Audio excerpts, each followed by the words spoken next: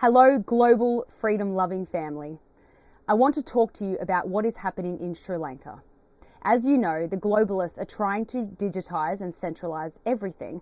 And before recently, we were crazy and called conspiracy theorists for saying these things. But it is happening in Sri Lanka. This serves as a warning to all of us that if we don't unify and push back against the globalist agenda, this same system is coming to your country and mine as well. And that is why we have launched Reignite World Freedom and the event, the Global Walkout.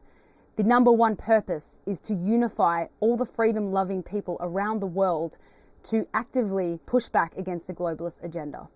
You can join us at www.reignitefreedom.com. Now, let me show you what's happening in Sri Lanka. You can go online and see this for yourself. It's everywhere. It's happening. So I've just highlighted the best bits, but of course you can go and do your independent research.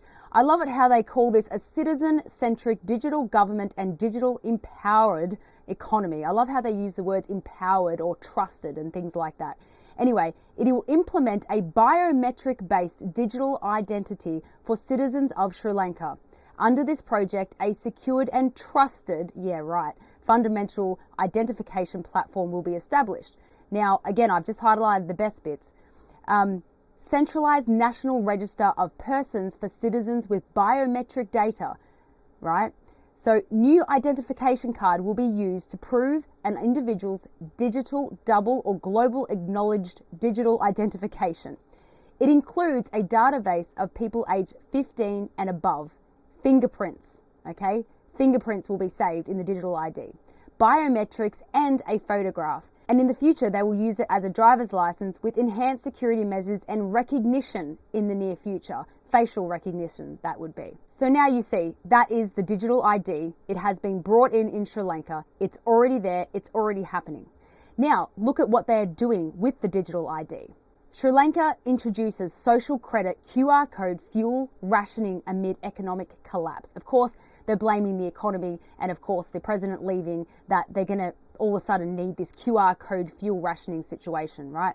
Enforced by a QR code system linked to the National Identification Database. So they are already actively using the National Identification Database. Now, that means you need to sign up to the digital ID just to get petrol, just to get fuel, okay? Talk about coercion. The developments has online watchers concerned that the move is another step towards installing Chinese Communist Party style social credit and digital identity system. And on top of that, police and military have been deployed to tokenize gasoline and diesel sales. So the police and the military are involved in enforcing these fuel rations, which depend on the digital ID system to be tracked. So it's called a National Fuel Pass, and it is linked to the National Identity Card, NIC number, which is the digital ID. So to anyone watching this, this is not a conspiracy. This is not a bad fairy tale with a good ending. This is happening in Sri Lanka. And for anyone in Sri Lanka that is listening to this video, my thoughts and prayers go out to you, along with thousands and thousands of others here in Australia and around the world.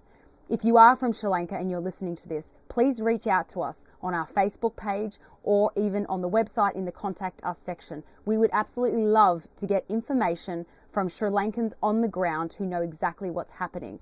We want to know if everyone is signing up to this without a struggle, or if there is a resistance to the digital ID system.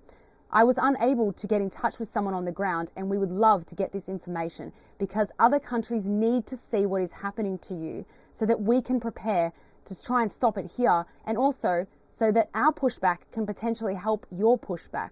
So is there a resistance in Sri Lanka?